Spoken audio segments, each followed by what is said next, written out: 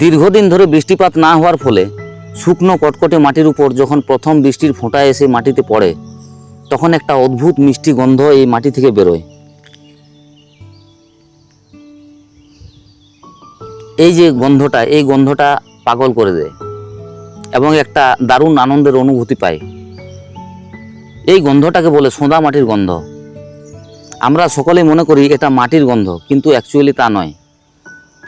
কোটি কোটি অণুজীব বজ্রপাতের ফলে অক্সিজেন থেকে তৈরি হওয়া ওজোন গ্যাস এবং উদ্ভিদ থেকে নিঃসৃত কিছু তরল পদার্থের যৌথ মিলনের একটা জটিল কেমিস্ট্রি।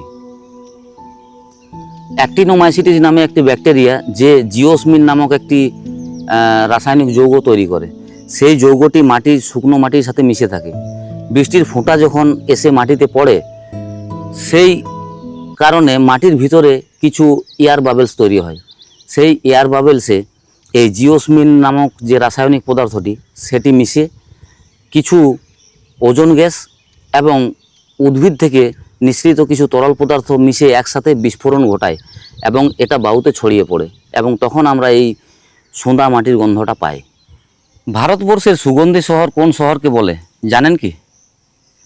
ভারতের উত্তরপ্রদেশের কোনো শহরকে বলা হয় সুগন্ধি শহর বা পারফিউম ক্যাপিটাল। এর কারণ হচ্ছে বহু বছর আগে থেকে, প্রায় 400 বছর আগে থেকে এখানে প্রাকৃতিক উপায়ে কিছু পারফিউম এবং আতর তৈরি করা হয় এবং এই যে সোঁদা মাটির গন্ধ, এই সোঁদা মাটির গন্ধযুক্ত আতর এখানেই প্রথম তৈরি করা হয়েছিল। খুব ইন্টারেস্টিং, তাই তো? সবাই ভালো থাকবেন, অনেক ধন্যবাদ।